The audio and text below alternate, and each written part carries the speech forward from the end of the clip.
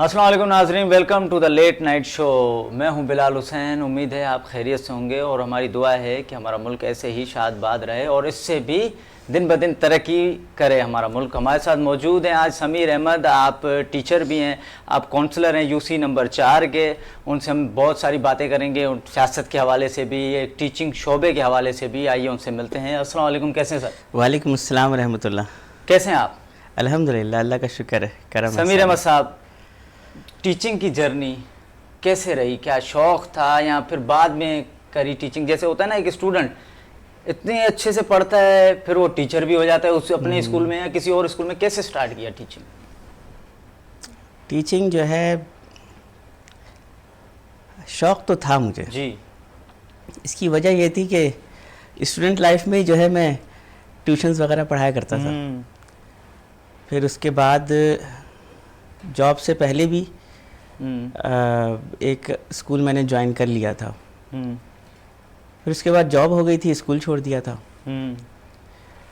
اور پھر اس کے بعد جو ہے سچویشن ایسی رہی کہ ہمارے ایک استاد محترم جناب منیر احمد راشد صاحب، ان سے میں نے ملاقات کی کہ وہ آج کل کیا کر رہے ہیں، کیونکہ وہ اسکول میں ٹیچنگ نہیں کر رہے تھے لیکن کوئی ایجوکیشن کے حوالے سے کسی این جی او میں کام کر رہے تھے۔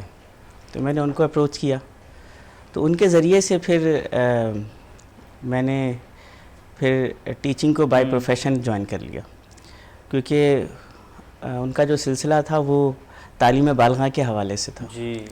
تو اس میں پہلے ٹیچرز کی ٹریننگ ہوتی تھی، پھر اس کے بعد کتابیں کس طرح سے، تو اس میں مجھے بہت زیادہ جو ہے موٹیویشن ملا۔ مطلب کتنی جماعت کے بعد، کون سی کلاس کے بعد آپ نے ٹیچنگ سٹارٹ کر دی تھی؟ مطلب پہلی ہاں، بار؟ شروع میں ہی میں نے 9ویں جماعت میں ہی 9th کلاس میں تھا، میں ٹیوشن پڑھایا کرتا تھا تیسری چوتھی کے بچوں کو، دوسری تیسری چوتھی چھوٹے چھوٹے بچوں کو نا میں 9th کلاس میں ہی پڑھایا کرتا تھا۔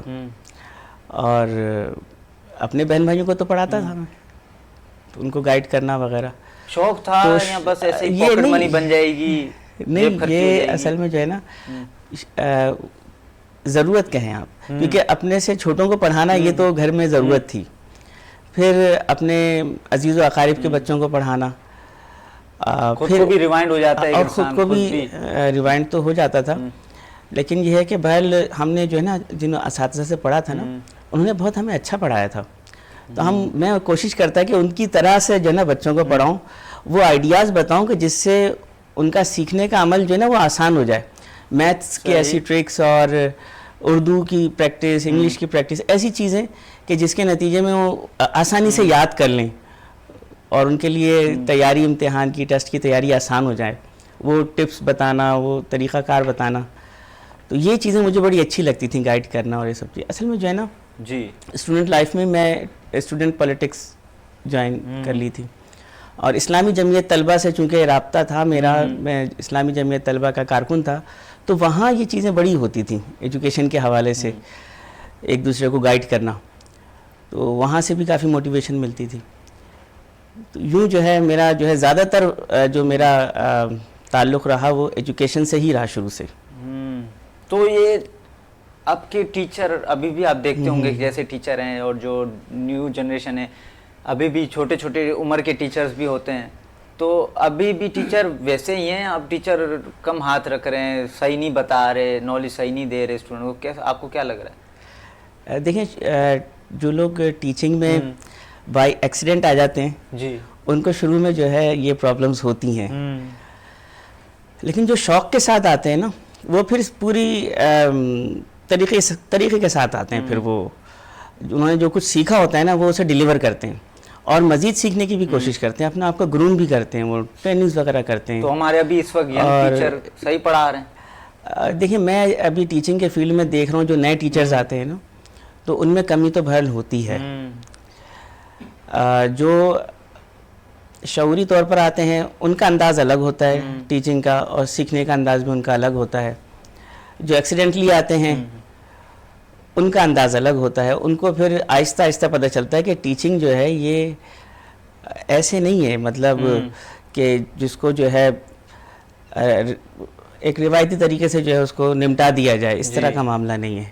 یہ دل کا معاملہ ہے, دل سے ہوتی ہے ٹیچنگ. تو اور اتنے سارے اسٹوڈنٹ کا مستقبل بھی آپ سے جڑا ہے. جی ہاں جی بالکل, وہ تو ہمارے لیے صدقہ جاریہ ہوتے ہیں. تو ان کو سکھانا اور اس طرح سے بتانا کہ وہ نہ صرف ان کو علم حاصل ہو بلکہ ان کی تربیت بھی ہو.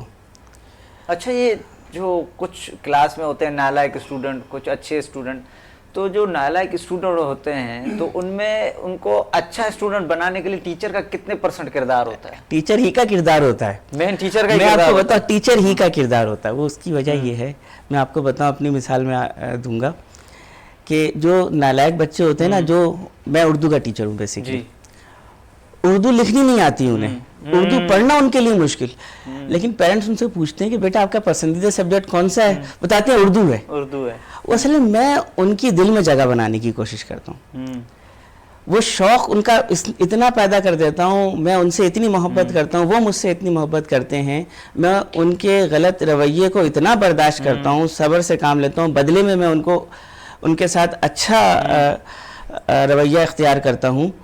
تو وہ لوگ خود سوچنے میں مجبور ہوتے ہیں کہ بھئی ہم اتنا کچھ کر رہے ہیں, سر ہمارے ساتھ تو بہت اچھے طریقے سے پیش آ رہے ہیں, ہم جتنا بھی غلط کریں سر اس کے بدلے میں ہمارے ساتھ بہت اچھا پیش آتے ہیں. تو ان کا بھی رویہ پھر تبدیل ہوتا ہے. بچے اصل میں جو ہوتے ہیں وہ اپنے معاشرے سے, اپنے خاندان سے, وہ جو کچھ سیکھ کر آتے ہیں یا جو کچھ انہوں نے دیکھا ہوتا ہے وہ ڈیلیور کر رہے ہوتے ہیں, وہی رویہ اختیار کر رہے ہوتے ہیں. ان کو نہیں پتہ ہوتا کیا غلط ہے کیا صحیح ہے, انہوں نے جو دیکھا وہ کیا. ہم جب اپنے رویے سے اگر ان میں کوئی چیز غلط ہے اس کو سمجھاتے ہیں ان کو, اور ہم خود کچھ کر کے دکھاتے ہیں کہ صحیح طریقہ یہ ہے اور اس طریقے سے پیش آنا چاہیے, اس طرح سے یہ کام کرنا چاہیے, تو ہمیں دیکھ کر وہ پھر بہت سیکھتے ہیں. ہم ان کو تھوڑا سکھاتے ہیں, وہ زیادہ سیکھتے ہیں, ان کی ہم حوصلہ افزائی کرتے ہیں. تو ٹیچرز کو کیسا بیہیو رکھنا چاہیے ان کے ساتھ؟ بہت شفیقانہ, بہت شفقت. نالائق اسٹوڈنٹ سے بھی, نالائق اسٹوڈنٹ سے تو بہت ہی زیادہ شفیقانہ, ان سے تو بہت زیادہ. آپ کو پتہ ہے نالائق اسٹوڈنٹ جو ہوتے ہیں نا وہ میرے سب سے قریب ہوتے ہیں. اچھا, جی ہاں, میں ان کو اپنے سے سب سے زیادہ قریب رکھتا ہوں, کیونکہ ان کی جو کمی ہے وہ اس وجہ سے ہے کہ انہوں نے اس کو سیکھا نہیں ہے.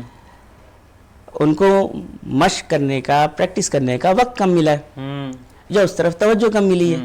ہم ان کی اس طرف توجہ دلاتے ہیں اور محبت کے ساتھ, شفقت کے ساتھ کہانیاں سنا کر, دلچسپی پیدا کر کے, لطیفے سنا کر, کھیل کھیل میں, تو وہ پھر چیزیں سیکھ جاتے ہیں. اردو کی بھی کافی کمی ہو گئی ہے ابھی. جی, اردو بہت کم بچوں کو آ رہی ہے, لکھنا بھی, بولنا بھی, ریڈنگ کرنا بھی نہیں آ رہی. جی جی. تو یہ آپ کیا سمجھ رہے ہیں کہ آپ کوئی میسج بھی دے دیں جو اپنی قومی زبان پہ دھیان دیں ہم؟ جی بالکل, جو کہ ہم سے بالکل ختم ہوتی جا رہی ہے. زبان کو زبان کی طرح پڑھنا چاہیے. ہماری قومی زبان اردو ہے تو اس کو اردو رسم الخط میں پڑھنا بھی چاہیے, اردو رسم الخط میں لکھنا بھی چاہیے. جو آج کل رومن اردو لکھ رہے ہیں, پڑھ رہے ہیں, اس سے بہت زیادہ فرق پڑا ہے. یہ طریقہ صحیح نہیں ہے. اب تو اتنی ترقی ہو گئی ہے کہ موبائل کے اندر, کمپیوٹر کے اندر, لیپ ٹاپس میں, ٹیبلٹس میں, سب جگہ ہم اردو رسم الخط میں لکھ سکتے ہیں. تو ہمیں یہ چیز اختیار کرنی چاہیے اور اس کے حوالے سے ترغیب بھی دینی چاہیے. ہمارے ملک میں ہی مختلف اردو زبان کی انجمنیں کام کر رہی ہیں, وہ سب اسی کی ترغیب دیتی ہیں. میں خود بھی مرکز قومی زبان ایک اردو زبان کی ترویج کے لیے, اردو زبان کی ترقی کے لیے کام کر رہی ہے ایک انجمن, تو میں خود اس کا ممبر ہوں. اور ہم وہاں یہی لوگوں کو ترغیب دیتے کہ اردو میں ہی لکھیں بھی, اور اردو کو اس کے رسم الخط میں پڑھیں بھی. لوگوں کو بھی موبائل میں بھی, کمپیوٹر میں بھی, جہاں بھی ہو, اردو میں ہی لکھنے کی ترغیب دیں. ہمیں اپنی قومی زبان کو ترجیح دینی چاہیے, کیونکہ جو دوسری دنیا کے ملک ہیں وہ بھی اپنی قومی زبان کو ترجیح دیتے ہیں, جو کہ ہم نہیں دے رہے. ہمیں آپ بھی ترجیح دیں, ہم بھی ترجیح دیں گے انشاءاللہ, کیونکہ خالص اردو ہم میں ختم ہو گئی ہے. وہ اردو کے ادب ختم ہو گئے, وہ اخلاق ختم ہو گیا ہے اردو کا. اچھا, آپ کیسے اسٹوڈنٹ تھے؟ میں ایوریج اسٹوڈنٹ تھا. میں ٹاپر نہیں تھا, میں ایوریج اسٹوڈنٹ تھا, اور شروع میں تو میں بلو ایوریج بھی رہا ہوں. آہستہ آہستہ مجھے جو ہے نا استاد بڑے اچھے ملے. اچھا. جس کی وجہ سے جو ہے نا میں آہستہ آہستہ بلو ایوریج سے ایوریج, اور پھر میں نے ٹاپ بھی کیا. ایسا نہیں ہے کہ میں پہلی 3 پوزیشن, ایک وقت آیا کہ پہلی 3 پوزیشنیں کلاس کے ہم 4-5 لڑکے ہوتے تھے, ہم میں ہی رہی ہوتی 3 پوزیشنیں. لیکن یہ ہے کہ بہل شروع میں یہ ہوتا ہے کہ بعض بچے بعض چیزوں کو دیر سے سیکھتے ہیں, چیزیں دیر سے سمجھ میں آتی ہیں، دلچسپی دیر سے پیدا ہوتی ہے. آج کل اور پہلے بھی ٹیلی ویژن تو تھا ہی، لیکن کھیل کود کی سرگرمیاں جو ہوتی تھی دیگر، ان میں بھی فزیکل گیم زیادہ تھے، تو ان میں ہم زیادہ لگے رہتے تھے. گھر میں ٹیلی ویژن بھی تھا، اور تو اس میں بھی ہماری توجہ رہتی تھی. ڈرامے وغیرہ اس زمانے کے بڑے اچھے آتے تھے، تو ہم وہ دیکھتے تھے. مورال ہوتا تھا، ایک میسج ہوتا تھا ڈراموں میں بھی. جی سر، وہ اردو بھی بڑی اچھی ہوتی تھی ان کی. تو لیکن یہ کہ پڑھائی کی طرف جو ہے نا توجہ ہماری ذرا کم رہی، کیونکہ دیگر ایکٹیویٹیز، دیگر سرگرمیاں تھیں، ان کی طرف ہماری توجہ زیادہ ہوتی تھی. لیکن آہستہ آہستہ جیسے جیسے ہمارے والدین نے ہم پہ کچھ پابندیاں لگانا شروع کی اور ہمیں اساتذہ کی توجہ اچھی ملی، تو پھر جو ہے ہماری پڑھائی اچھی ہو گئی، تعلیم اچھی ہو گئی.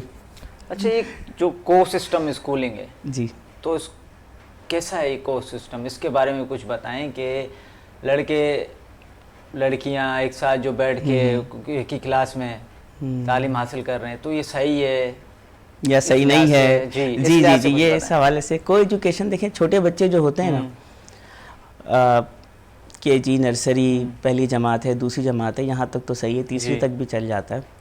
لیکن جب بچوں کو تھوڑا اپنی صلاحیتوں کا اظہار کرتے ہوئے اپنی صنف مخالف کے سامنے شرمندگی محسوس ہو رہی ہو یا کوئی ایسی چیز محسوس ہو رہی ہو، تو میرا خیال ہے پرائمری جماعت جو ہے اس سے جو ہے پھر یہ سلسلہ، یعنی 5 کلاس سے جو ہے بچے جو ہیں یہ صنف مخالف کے حوالے سے چیزیں محسوس کرنے لگ جاتے ہیں. تو اگر کوئی ایجوکیشن نہ ہو تو لڑکے لڑکوں کے سامنے اور لڑکیاں لڑکیوں کے درمیان اپنی صلاحیتوں کا مظاہرہ کرنے میں شرم محسوس نہیں کرتی ہیں اور کھل کر اپنی صلاحیتوں کا اظہار کرتی ہیں. ایک یہ بھی وجہ تو نہیں ہے ایک نالائق اسٹوڈنٹ ہونے کی؟ یہ بھی وجہ ہو سکتی ہے کہ آپ کا دھیان کہیں اور ہے. ہاں، لیکن وہ تو چھوٹی عمر میں اتنا نہیں ہوتا ہے، لیکن بڑے لیول پہ آپ یوں کہہ لیں کہ 6ٹھی 7ویں 8ویں کلاس میں اور میٹرک میں جو ہے توجہ جو ہے صنف مخالف کی طرف زیادہ ہو سکتی ہے. اور خاص طور پر یہ اس وقت ہوتا ہے جب ہمارا معاشرہ جو ہے اس چیز کو زیادہ سپورٹ کر رہا ہو. اور آج کل ہمیں ایسا نظر بھی آ رہا ہے، ہمارے ڈرامے وغیرہ جو ہیں ان میں جو ہے صنف مخالف کی طرف توجہ جو ہے وقت سے پہلے کچھ زیادہ ہی دکھائی جا رہی ہے. تو اس وجہ سے بھی یہ پرابلمز آتی ہیں، مشکلات آتی ہیں. لیکن یہ کہ بھل اگر ہمارے معاشرے کی طرف سے کچھ ریسٹرکشنز ہوں، کچھ پابندیاں ہوں، تو بچے جو ہے ڈائریکشن اپنی صحیح رکھتے ہیں. ان کی سمت جو ہے کی پابندیاں اور جو ہمارا شرعی قانون ہے اس لحاظ سے بھی، جو شریعت ہمیں بتا رہی ہے اس لحاظ سے بھی. کورس میں کیا تبدیلیاں آئی ہیں ابھی تک؟ جو پہلے کورس تھا اب کیسا ہو گیا کورس؟ کتنے ہم لوگ دنیا کے ساتھ چل رہے ہیں ہم، یا پھر دنیا سے اور بھی تھوڑا پیچھے ہیں ہم؟ کیسا دنیا میں تو مختلف تجربات ہو رہے ہیں. ایسا بھی ہے کہ 9 گھنٹے کے اسکول ہوتے ہیں، ایسا بھی ہے. اور ایسا بھی ہے کہ صرف اسکول میں پڑھائی ہوتی ہے، گھر کے لیے کوئی ہوم ورک نہیں ہوتا. اور ایسا بھی ہے جیسا کہ مطلب اسکول میں بھی پڑھائی ہے، گھر پہ بھی ہوم ورک دیا جاتا ہے. یہ تجربات تو مختلف ہو رہے ہیں. لیکن میں یہ سمجھتا ہوں کہ ابھی جو ہمارے پاس اتنی ترقی ہو گئی ہے اور دنیا میں اتنی چیزیں ہو گئی ہیں، اب جو بچے ہی پیدا ہو رہے ہیں تو وہ موبائل جو ہے ان کو استعمال بڑوں سے زیادہ بچوں کو آ رہا ہوتا ہے، موبائل کا استعمال. تو وقت کے ساتھ ساتھ جو ہے بچے بھی بہت زیادہ ہمارے ذہین ہو گئے ہیں. اسی وجہ سے جو ہے شاید یہ سمجھا جا رہا ہے کہ سلیبس بھی اسی حساب سے بہت زیادہ، یعنی جو چیزیں آج پرائمری میں اور سیکنڈری میں پڑھائی جا رہی ہیں وہ چیزیں ہمارے زمانے میں ماسٹرز لیول پہ پڑھائی جاتی تھیں. لیکن اب وہ ترقی جس حساب سے ہوئی ہے اس حساب سے ساری چیزیں جو ہیں جو ماسٹرز میں پڑھائی جاتی تھیں، گریجویشن میں پڑھائی جاتی تھیں، وہ اس کا بڑا حصہ جو ہے وہ مڈل کلاسز یعنی 6ٹھی 7ویں 8ویں 9ویں 10ویں میں وہ چیزیں کور ہو رہی ہیں، کیونکہ ترقی اتنی زیادہ ہو گئی اس لیے چیزیں بتانی پڑ رہی ہیں پہلے. تو اس لحاظ سے دیکھا جانا چاہیے کہ سلیبس کا بہت زیادہ برڈن تو، پڑھائی کا بہت زیادہ برڈن تو بچوں پہ نہیں ہے، کیونکہ پوری کتابیں جو ہے نا ہم ابھی بھی نہیں پڑھا پاتے ہیں. یعنی ہماری جو، میں اردو ہی کی مثال لوں گا کہ 5ویں جماعت میں، 4تھی جماعت میں، یہاں تک کہ تیسری جماعت میں بھی اردو کی کتاب میں اگر 22 اسباق ہیں، 20 اسباق ہیں تو ان میں سے 12 پڑھائے جاتے ہیں. باقی 8-9 اسباق جو ہیں وہ ان کو دیکھا بھی نہیں جاتا ہے. ایسا کیوں؟ کیا ٹائم نہیں ہوتا؟ سال پورا ہو جاتا ہے، کیسا کیوں؟ اس کی وجہ یہ ہے جہاں تک میں سمجھتا ہوں کہ ہم سبق کو بہت زیادہ تفصیل سے، پوری اس کی گہرائی کے ساتھ اس کو پڑھانے کی کوشش کرتے ہیں، جس کی وجہ سے ہم پورے سارے سبق کور نہیں کر پاتے ہیں. اور پھر ہمیں اس کے ساتھ ساتھ اور بھی سرگرمیاں لے کے چلنی پڑتی ہیں، جس میں قومی تہوار وغیرہ ہیں، یہ سب جو ہیں ان کو بھی ہمیں اسی میں کور کرنا ہوتا ہے، اور بچوں کی دیگر ہم نصابی سرگرمیاں جو ہیں وہ بھی اسی دوران ہمیں لے کے چلنی ہوتی ہیں۔ چھٹیاں بہت ہوتی ہیں اسکولوں میں، چھٹیوں کا بھی ایک بہت بڑا ایشو ہے، گرمیوں کی الگ ہے، سردیوں کی الگ ہے، اس کے علاوہ بھی چھٹیاں ہیں، بہت قومی تہوار بہت سارے ہیں جن میں چھٹیاں، ہاں بہت ساری ہوتی ہیں۔ ابھی کل جو ہے شاہ عبد الطیف بھٹائی کی، آج ہی بلکہ وہ چھٹی بھی، آج وہ شاہ عبد الطیف بھٹائی والی چھٹی ہوئی ہے۔ تو اس طرح سے جو ہے نا ہمارے پاکستان میں بہت زیادہ قومی، ملی، مذہبی تہوار بہت زیادہ جو ہے چھٹی کر کے منائے جاتے ہیں، حالانکہ چھٹی نہ بھی کریں اور ان دنوں میں بچوں کو 1 گھنٹہ آدھا گھنٹہ اس دن کے حوالے سے تھوڑا بتا دیا جائے، سمجھا دیا جائے تو یہ زیادہ اچھا ہے۔ اس میں یہ کہ سلیبس کے حوالے سے بھی چیزیں رہیں گی اور یہ پڑھا، اور پھر یہ جو چیزیں ہیں ان کے حوالے سے اسباق موجود ہوتے ہیں، شاہ عبد الطیف بھٹائی کا سبق موجود ہوتا ہے، سندھی کے اندر بھی موجود ہوتا ہے، اور اردو یا معاشرتی علوم میں بھی یہ اس کے ٹاپک باتیں چیزیں مل جاتی ہیں۔ تو مختلف جو ہمارے معاشرتی تہوار ہیں وہ سب چیزیں ہمارے نصاب میں شامل ہیں، تو ان کو جو ہے ان خاص دنوں میں ہم پڑھا سکتے ہیں، اس کے حوالے سے زیادہ معلومات ہم اسکول میں دے سکتے ہیں، بجائے اس کے کہ چھٹی کر کے جو ہے ہم اپنے بچوں کا نقصان کریں۔ آپ کونسلر کی سیٹ پر بھی ہیں، یو سی نمبر 4، سیاست میں کیسے آنا ہوا، کیا انٹرسٹ تھا آپ کا؟ میں نے آپ کو بتایا کہ میں زمانہ طالب علم سے طلبہ سیاست میں سرگرم رہا ہوں، اسلامی جمعیت طلبہ کا رکن رہا ہوں، اور میری ماہنامہ ساتھی بچوں کا ایک رسالہ ہے، اس کا میں نائب مدیر بھی رہا ہوں۔ ماشاءاللہ۔ تو چونکہ طلبہ سیاست میں سرگرم تھا، اسلامی جمعیت طلبہ سے فارغ ہونے کے بعد جماعت اسلامی سے رابطہ رہا۔ مطلب خود کا شوق تھا میرا، یہ نہیں کہ مطلب وراثت میں بڑے بھائی یا ابا بھی ہوتے ہیں نا؟ جی میرے والد صاحب تھے جماعت اسلامی میں، مطلب وراثت میں، تو ان کی وجہ سے تو بھل شوق تو تھا سیاست کا۔ اصل میں جماعت اسلامی کی سیاست جو ہے وہ صرف سیاست نہیں ہے، یہ ایک دینی جماعت ہے، دین کے تمام پہلوؤں پر کام کرتی ہے، اور خدمت کرتے ہیں، خدمت، سیاست، اپنی عوام کی، جی سب چیزیں جو ہے ساتھ ساتھ ہیں۔ تو اس وجہ سے جو ہے اس طرف رجحان رہا شروع سے ہی۔ سیاسی لٹریچر وغیرہ جو ہوتا ہے وہ سب بھی ہم نے، کمیونزم کے دور کی کتابیں ہیں، اس وقت جو طلبہ سیاست ہوتی تھی وہ سب پڑھی ہم نے، اور اس وقت کے زمانے کے جو لوگ تھے جو اس وقت سیاست میں سرگرم تھے، جیسے منور حسن صاحب ہیں، قاضی حسین احمد صاحب ہیں، تو ان لوگوں سے ہماری ملاقاتیں بھی رہی ہیں اور ان کے لیکچرز بھی ہم نے سنے ہیں۔ تو فیوریٹ پولیٹیشین کون تھے آپ؟ ایک ہوتا ہے نا کہ میں تقریر بھی اس کی طرح کروں، میں جلسہ بھی ایسے کروں، قاضی حسین احمد صاحب میرے فیوریٹ پولیٹیشین تھے، جی شروع سے ہی؟ شروع سے، ماشاءاللہ ماشاءاللہ۔ تو ان سے ملاقات ہوئی تو کیا ایموشنز تھے، کیا تھے؟ ان سے میری پہلی ملاقات تو ہوئی تھی جب میں کوئی 14 سال کا ہوں گا۔ میرے والد صاحب چونکہ صوبے کے امیر تھے تو اس وجہ سے ان کی لیڈرشپ سے ملاقاتیں رہتی تھیں، تو قاضی حسین احمد صاحب گھر آئے تھے، تشریف لائے تھے ہمارے، تو اس وقت ان سے ملاقات ہوئی تھی۔ اس کے علاوہ والد صاحب کے ساتھ مختلف جلسے جلوس میں گئے ہیں، وہاں پہ بھی ملاقات ہوئی قاضی صاحب سے، لیکن ان کی ہم نے تقریریں جو ہے نا وہ 8-9 سال کی عمر سے ہم ان کی تقریریں سنتے رہے۔ اس زمانے میں وی سی آر جو ہوتا تھا اس میں ہم کیسٹس لگا کے جو ہے وہ تقریریں ان کی سنا کرتے تھے، ویڈیو وغیرہ دیکھا کرتے تھے، اور پھر اس کے بعد پھر جلسے جلوس میں بھی ان کی تقریریں سنی ہیں، اسلامی جمعیت طلبہ کے پروگرام وغیرہ میں آتے رہے ہیں وہ، ادھر بھی ان کی تقریریں سنی، تو یوں ان کو سننے کا بڑا ان کا خاص جو تھا، حالانکہ وہ پشتو اسپیکنگ تھے لیکن اردو بڑی شستہ، ان کی بڑی شائستہ اردو تھی، درمیان میں فارسی کے علامہ اقبال کے اشعار فارسی کے پڑھتے تھے اور اردو اشعار بھی علامہ اقبال کے پڑھا کرتے تھے وہ، اور جو الفاظ وہ استعمال کیا کرتے تھے بہت اچھے الفاظ اردو کے استعمال کیا کرتے تھے۔ پھر منور حسن صاحب کو بھی بڑا سننے کا موقع ملا، ان کی جو ان کا انداز تھا وہ ایک الگ انداز تھا منور حسن صاحب کا۔ بہرحال اردو جو ہے نا، جو ہمارے جماعت کے لیڈرز ہیں ان کی اردو ماشاءاللہ سے بڑی، اور ہونی بھی چاہیے، اور پھر اس میں اشعار کا استعمال اور وہ سب چیزیں جو ہے نا، یہ سننے والا بس سنتا رہے اور وہ بور نہیں ہوتا تھا. تو یہ ہمارے آئیڈیل ہیں یہ لوگ جن کو ہم نے بہت سنا ہے. جی چلیں جی، بریک کا وقت ہو رہا ہے. پروڈیوسر صاحب کہہ رہے ہیں بریک کے بعد حاضر ہوتے ہیں. بریک کے بعد بریک کے بعد خوش آمدید. سمیر احمد ہمارے ساتھ موجود تھے. آپ کا تعلق شعبہ ٹیچنگ سے ہے، استاد ہیں آپ، اور آپ سیاست بھی کر رہے ہیں، کونسلر ہیں آپ UC نمبر 4 کے. سمیر احمد صاحب، ملک کی سیاست جو ہے ہماری کس طرف جا رہی ہے؟ آپ کو کیا لگتا ہے کہ ہمیں کچھ روشنی دکھائی دے گی؟ آپ کو کیا، آپ کا کیا پوائنٹ آف ویو ہے؟ لا تقنطوا من رحمت اللہ. جی، اللہ کی رحمت سے مایوس نہ ہو. پاکستان ہم نے اس وعدے کے ساتھ حاصل کیا کہ ہم اسے اسلام کا قلعہ بنائیں گے.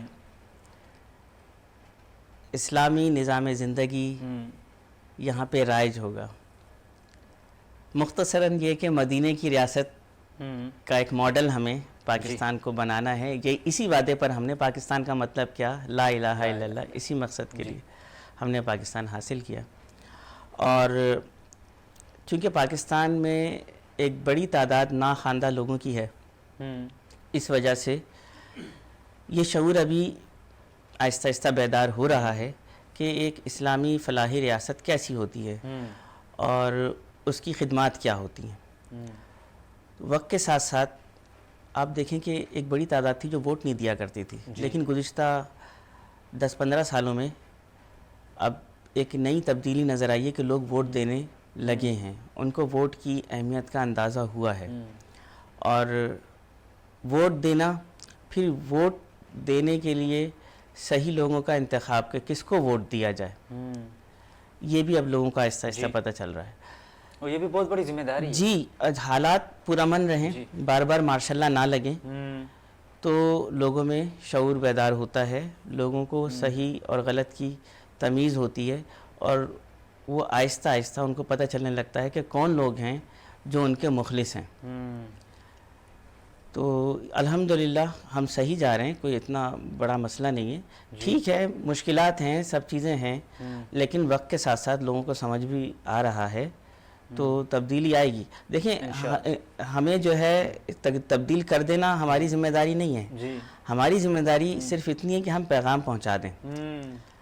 سننے والا، دیکھنے والا چیزوں کو دیکھ کر سمجھ کر ہی اس طرف جاتا ہے، کیا صحیح ہے کیا غلط ہے. ہماری جتنی ذمہ داری ہے ہمیں وہ پوری کرنی چاہیے. ایک ہوتا ہے نا سیاستدان کا کام، وہ اپنا پورا کر رہا ہے کام. ایک لیڈر کا کام ہوتا ہے جو الیکٹ ہوا ہوتا ہے. ایک عوام کا بھی کام ہوتا ہے جو عوام کو کرنا چاہیے ایمانداری سے، نیک دلی سے. آپ کچھ عوام کو کچھ بتائیں گے کہ آپ ایمانداری سے کام کریں، کیونکہ عوام کا کتنے % معنی رکھتا ہے؟ جی ہاں، کتنے %؟ سورہ انفال میں اللہ تعالیٰ نے اس چیز کا ذکر کیا ہے کہ امانت جو ہے جی اس کو اس کا پاس رکھیں. ووٹ ایک امانت ہے. تو یہ قوم کی ذمہ داری ہے کہ اپنے ووٹ کا صحیح استعمال کریں، اور اگر غلط استعمال ہو گیا تو توبہ استغفار کریں.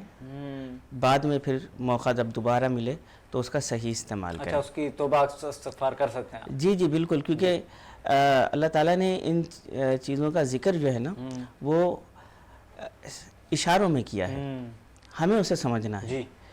کیونکہ لفظ ووٹ تو قرآن میں کہیں نہیں ہے، لیکن امانت کا ذکر ہے کہ امانت کا صحیح استعمال کیا جائے. تو ان چیزوں کا خیال رکھنا ہے. ہمیں قرآن سے تعلق رکھنا ہے. قوم قرآن سے تعلق جوڑے گی تو اس کی تربیت ہوگی. قرآن سے تعلق جوڑیں گی تو قرآن جو ہے وہ نبی کریم صلی اللہ علیہ وسلم کی سیرت ہے. جی بے شک. آپ صلی اللہ علیہ وسلم کی سیرت سے تعلق جڑے گا تو پھر ان کی زندگی میں بھی تبدیلی آئے گی، معاشرے میں بھی تبدیلی آئے گی، وہ صحیح غلط کی تمیز کر سکیں گے. یہ چیز ہے. اللہ نے پاک نے فرمایا نا کہ میری رسی ہے یہ، اس کو تھامے رہو. جی بالکل. دنیا کی سیاست اور دنیا جو ترقی کر رہی ہے اس وقت، ہمارے پڑوسی ملک بھی چاند پہ پہنچ گئے، وہ بھی چاند کے ساؤتھ پول پہ پہنچ گئے، اور ہم ابھی تک مہنگائی میں عوام پسری. ہماری کافی اسٹوڈنٹس جو ہیں گریجویشن کر کے بڑی بڑی ڈگری حاصل کر کے باہر جا رہے ہیں. تو آپ کو کیا لگ رہا ہے اس پہ کیا ہو؟ دیکھیں، باہر جا رہے ہیں اور اپنی زندگی کو بہتر بنانے کے لیے جا رہے ہیں تو کوئی مسئلہ نہیں ہے، اس میں کوئی مذائقہ نہیں ہے. لیکن یہ چیز خطرناک ہے کہ باہر جا کر اپنے وطن کو بھول جائیں، باہر جائیں اپنے وطن کی خدمت کے لیے کچھ نہ کچھ کاوش کرتے رہیں. بہت سارے لوگ باہر ہیں غیر مسلم ممالک میں بھی رہتے ہوئے وہ پاکستان کے لیے بہت کچھ کرنے کی کوشش کر رہے ہیں، اور اس کے نتیجے میں یہاں پاکستان میں بہت کچھ ہوا ہے، بہت اچھے کام ہوئے ہیں، انہوں نے باہر سے رہ کے پاکستان میں اچھے کام کروائے ہیں.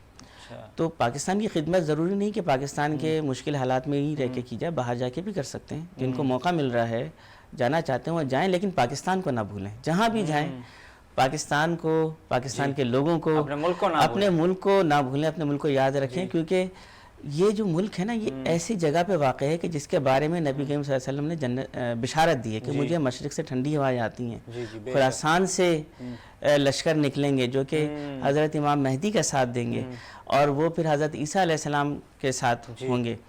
تو یہاں سے تو بشارتیں ہیں، بہت بڑا کام، بہت مستقبل میں بڑے کام اس خطے نے کرنے ہیں. ہم نہیں کریں گے، ہمارے بھائی نہیں کریں گے تو اللہ تعالیٰ کہیں اور سے لوگوں کو اٹھائے گا، وہ کر جائیں گے وہ کام. تو لیکن ہوگا اسی خطے میں وہ کام. تو اس لیے جو ہے امید تو ہے، انشاءاللہ مایوس نہیں ہے، محنت کریں گے، جدوجہد کریں گے، جتنی قربانی دے سکتے ہیں کریں گے. کیونکہ اللہ تعالیٰ ہماری طاقت سے زیادہ ہم پہ بوجھ نہیں ڈالتا. بے شک بے شک. جتنا ہم پہ ذمہ کام ہے، جتنی ہماری ذمہ داری ہے، ہم سے اتنا ہی پوچھا جائے گا. ہماری طاقت سے زیادہ ہم سے نہیں پوچھا جائے گا. بے شک بے شک. تو ہم اپنا کام کریں اور آخرت کے لیے اپنی جگہ بناتے رہیں. جی، آخرت کی بھی جگہ بنانی چاہیے. آخرت ہی کی جگہ بنانی ہے. آپ کی ہابیز کیا ہیں؟ میرا مشغلہ، جی بچپن میں میرا مشغلہ اس زمانے میں خطوط جو ہے لکھے جاتے تھے، تو ڈاک ٹکٹ جو ہوتے تھے نا، اسٹیمپس، وہ لفافوں پر لگے ہوتے تھے، تو میں ان کو جمع کرتا تھا اور اپنے دوستوں سے جو ہے ان کو تبدیل بھی کرتا تھا. جو میرے پاس ایک سے زیادہ ٹکٹ ہوتے تھے میں ان کو دیتا تھا اور ان سے لیتا تھا. تو اس طرح میرے پاس 3-4 البمز جو ہیں وہ جمع ہو گئیں. تقریباً 2000 کے قریب میرے پاس ابھی بھی رکھے ہوئے ہیں میرے پاس ٹکٹس، ملک پوری دنیا کے مختلف ممالک کے. تو یہ میرا شوق تھا جو بچپن میں ٹکٹس وغیرہ کا، ڈاک ٹکٹ جمع کرنے کا شوق تھا. اچھا، ہر ڈاک ٹکٹ کے ساتھ اس کی کچھ نہ کچھ تاریخ ہوتی ہے، جی اس سے بھی کافی جو ہے علم میں اضافہ ہوتا ہے. تو یہ اچھا شوق تھا اس وقت میرا. لیکن اب جو ہے خطوط نویسی جو ہے وہ خاصی حد تک ختم ہو گئی ہے. اب تو موبائل اور ای میل، برقی خطوط کے ذریعے سب کچھ ہو جاتا ہے. تو اب آج کل تو میرا شوق صرف تدریس ہے. یہی شوق ہے ابھی تو میرا، مطالعہ کرنا اور تدریس کرنا یہی. اور اچھا، اس میں بھی اگر کہیں آپ شوق کیا ہے تو مجھے بچوں کو کہانیاں سنانے کا بڑا شوق ہے. اور یہ میرا ایسا شوق ہے کہ اس کے ذریعے سے کرتے نا بعض بڑے جو ہیں بچوں کو ٹافی یا کوئی کھانے کی چیز کا لالچ دے کے ان سے کام لیتے ہیں. میں کہانی کے لالچ سے ان سے بڑے کام لے لیتا ہوں. ہوم ورک کرانا ہے، کہانی سناؤں گا، ہوم ورک کر لو، ہوم ورک ہو جاتا ہے. کہانی سناؤں گا، یہ ٹیسٹ کی تیاری کر لو، ٹیسٹ کی تیاری ہو جاتی ہے، کہانی میں سناتا ہوں. اس کے لیے میرے پاس بہت سارے ترپ کے پتے ہیں. مطلب میرے پاس ایسے ایسے ٹرمپ کارڈز ہیں کہ میں وہ استعمال کرتا ہوں کہانی کے، اور جو بچے ایسے سیکھتے ہیں. موٹیویشنل سٹوری ہو آپ کے پاس کہانی؟ میں آپ کو 1-2 کلپ سناتا ہوں. جی ہاں، ہماری عوام کے لیے بھی کام آ جائے. جی بالکل. کلپ میں آپ کو ایک بتاتا ہوں، ایک کہانی جس میں بلی کے بچوں کی. تو بلی جو ہے وہ گھر آتی ہے جی، اور وہ دیکھتی ہے کہ گھر کا دروازہ کھلا ہوا ہے. گھر کا دروازہ کھلا ہوا ہے اور اندر وہ جاتی ہے، دیکھتی ہے تو گھر پورا الٹا پڑا ہوا ہے. وہ پریشان ہو جاتی ہے، کہاں ہے میرے بچے، میرے بچے کہاں ہے، کون لے گیا میرے بچوں کو، بھیڑیا آ گیا میرے بچوں کو کھا گیا. ادھر ہی ایک بچہ جو گھر میں چھپ گیا تھا وہ نکل کے آتا ہے، امی امی. کہتی ہاں میرا بچہ، امی میں بھیڑیا آیا تھا سب کو کھا گیا، امی میرا بچہ، بھیڑیا آیا تھا سب کو کھا گیا، میاؤ. اب میں جاؤں گی جنگل کے بادشاہ کے پاس، میں شیر کے پاس جاؤں گی، میں بھیڑیے کی شکایت کروں گی. مطلب مجھے پورے جذبے کے ساتھ پوری اداکاری کرنی پڑتی ہے، اور بچے بڑے شوق سے یہ چیزیں. ایک اور کلپ آپ کو بتاتا ہوں.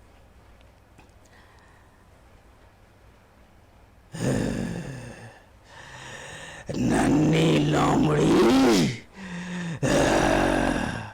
میں دن بھر کا بھوکا ہوں اور تمہیں کھائے بغیر نہیں جانے دوں گا۔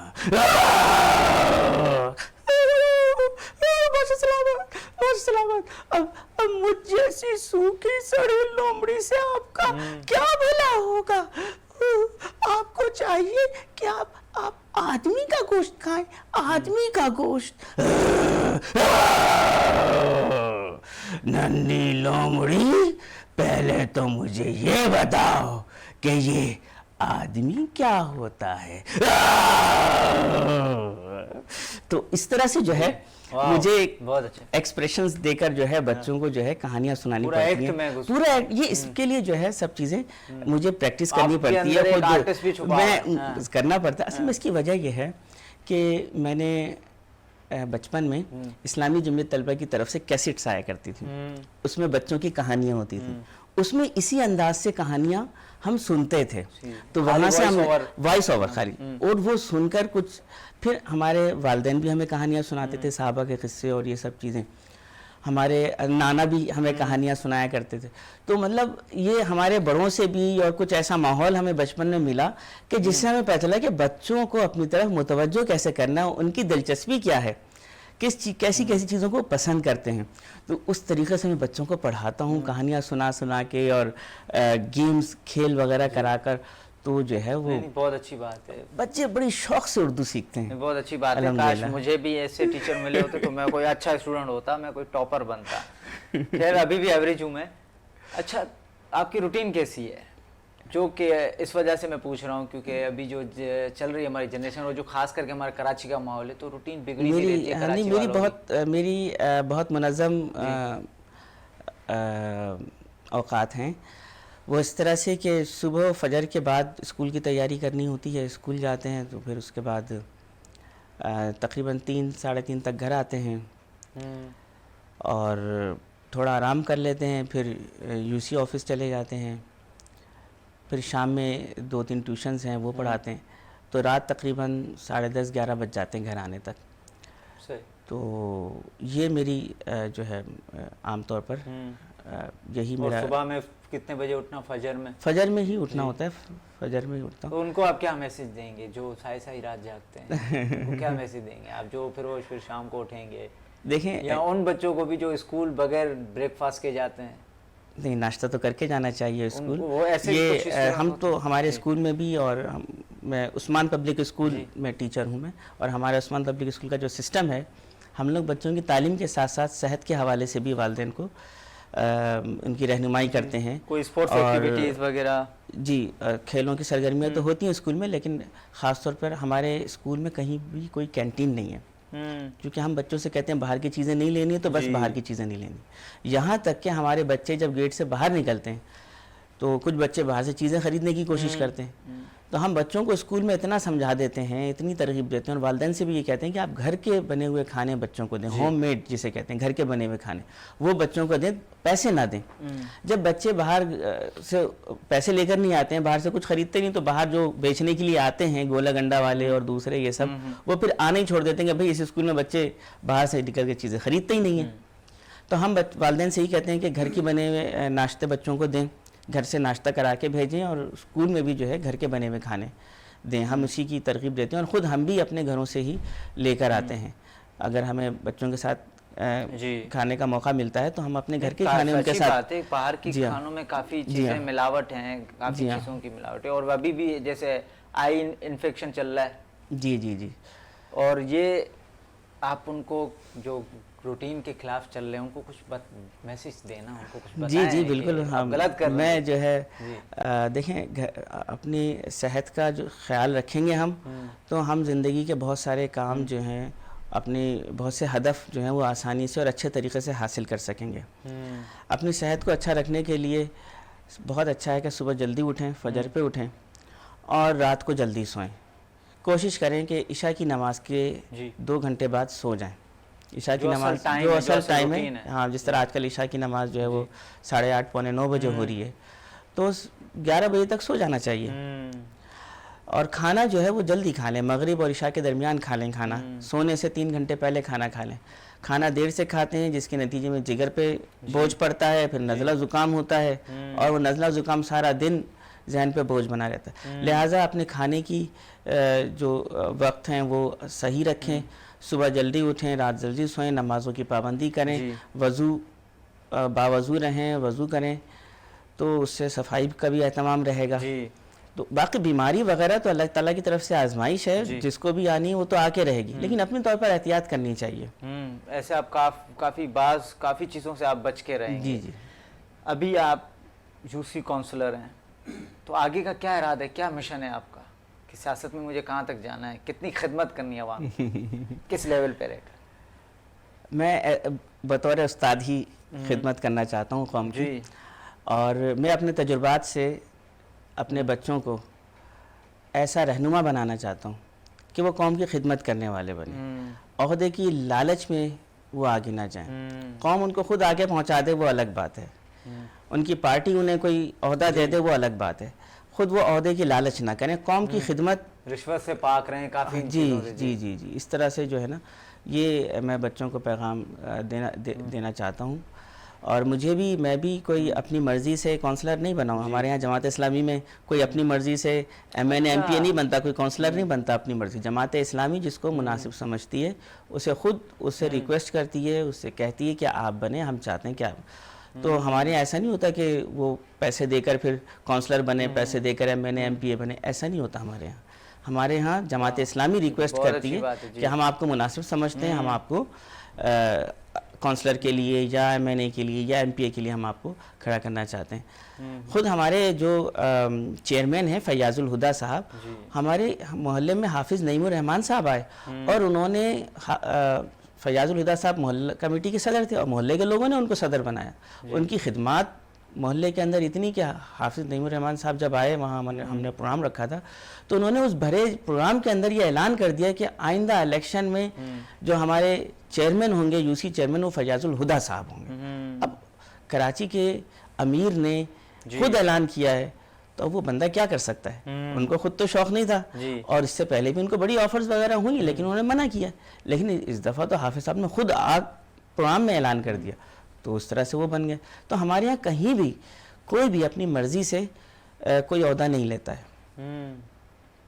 اچھا، اے آئی آرٹیفیشل انٹیلیجنس آ گیا ہے، اور ہم تو آئی ٹی میں اتنا پیچھے ہو گئے ہیں، تو اے آئی کو کیسا آپ کے اسکول میں یا پھر آپ اپنے جو ینگ جنریشن ہے ان کو کیا کچھ میسیج دیتے ہیں اس حوالے سے، کچھ بتاتے ہیں کہ بھائی دنیا کے ساتھ ہمیں چلنا ہے؟ جی بالکل، میں پیغام دوں گا، اگر آرٹیفیشل انٹیلیجنس آ گئی ہے اور وہ سب چیزیں ہیں، ان سب چیزوں میں آگے بڑھیں.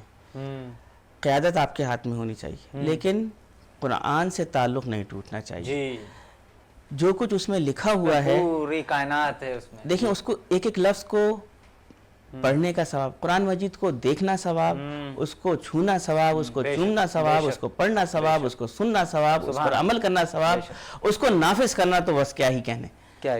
تو ساری ترقیاں ساتھ ساتھ لے کے چلیں، ترقی کرنے سے منع نہیں کیا. اسی میں پبلک سروس میسیج بھی دے دیں آپ، وقت کی بہت قلت ہو گئی، اسی میں پبلک سروس میسیج دے دیں. یہی میرا پیغام ہے کہ دنیا میں دنیا کر رہی ہے، ترقی کرنے میں ہم بھی آگے رہیں، اور اپنے قرآن کو اپنے ساتھ تھامے رکھیں، قرآن سے رشتہ نہ توڑیں. ہم نے ہی ترقی کی ہے دنیا میں، ہم ہی سب سے آگے گئے ہیں. ہماری جو ہم نے سب کچھ ریسرچ کی، جو تحقیق ہم نے کی، اس کی بنیاد پر اب نئی ترقی ہوئی ہے ساری. تو کوئی اس میں مذاکرہ نہیں ترقی کرنے میں، لیکن کیا ہے کہ گمراہ نہ ہوں، قرآن سے اپنا رابطہ رکھیں، قرآن سے رشتہ استوار رکھیں، اور اپنی دینی تعلیم بھی اپنے پاس رکھیں. بالکل بالکل، اپنا دین نہ چھوڑیں، اپنا دین جو ہے وہ نہ چھوڑیں. جی بہت اچھا میسیج دیا. سمیر احمد صاحب نے ہمارے ساتھ موجود تھے. آپ کا شعبہ ٹیچنگ بھی کرتے ہیں، آپ کو یوسی کونسلر بھی رہ چکے ہیں. ان سے ہم نے بات کی ان کے شعبے کے حوالے سے، ٹیچنگ کے حوالے سے، ملک کی صورتحال کے حوالے سے، سیاست کے حوالے سے ان سے ہم نے بات کی. بہت مزہ آیا، آڈینس کو بھی بہت مزہ آیا ہوگا، بہت نالج حاصل ہوئی ہوگی آپ لوگوں کو. مجھے بلال حسین اور سمیر احمد کو اجازت دیجیے، ملیں گے اگلے ہفتے. اللہ حافظ.